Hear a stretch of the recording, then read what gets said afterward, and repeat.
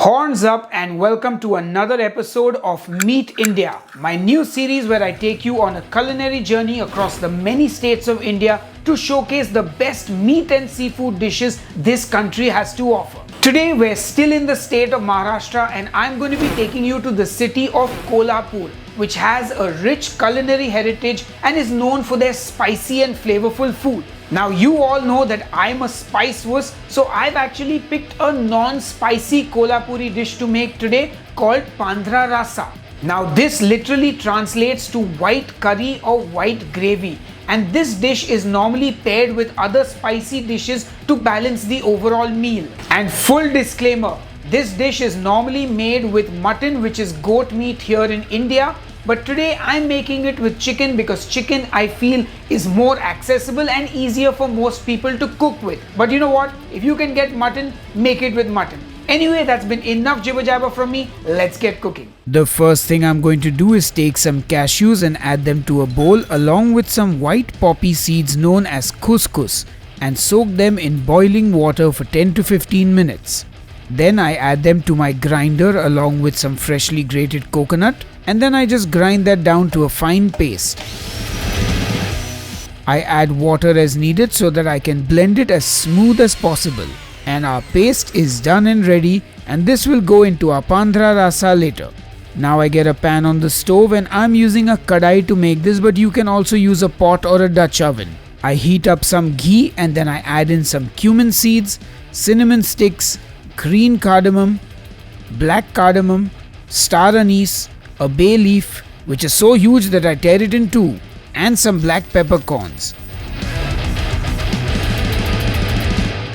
Then some chopped onions, ginger garlic paste, and a green chili which I will pierce with my knife so it doesn't explode. If you want this to be spicy, you can split the chili open and then you saute. Now the chili looked like it was going to explode, so I pierced it again. And now you want to saute it till the onions turn translucent. We don't want to brown them. Then in goes the chicken.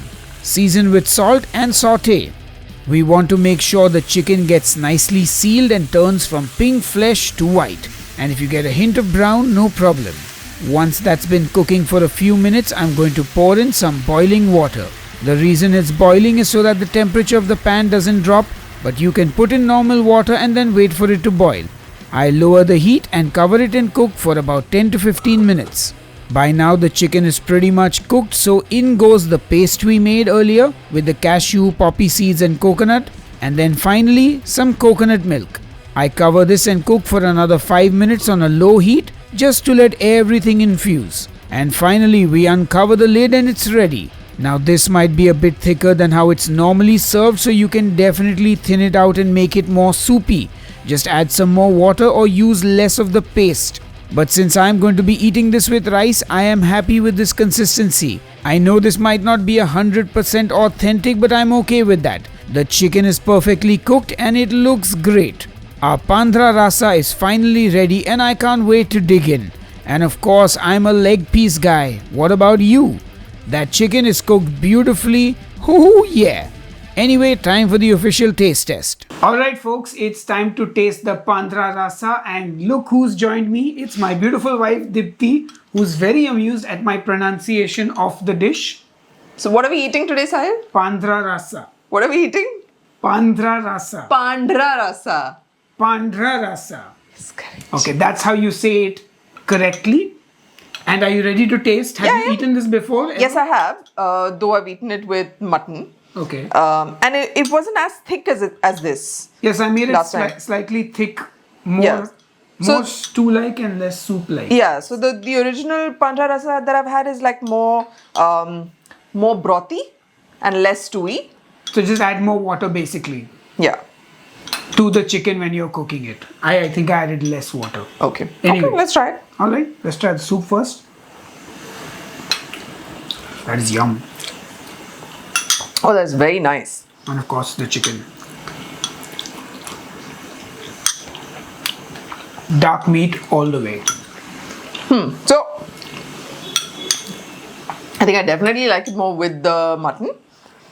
But it's lovely. It is so beautifully spiced. Yeah, it's not spicy at all. Spicy, I mean not spicy, but beautifully spiced. And it's delicious. It's a full meal. Yeah, and personally, I mean, I can see why people make this with mutton. It would definitely be a lot more meaty in flavor. But chicken is fairly non-offensive, and if you're not big on gamey, meaty flavors, this is a good way to start your journey into Kolhapuri food. And of course, we will come. No.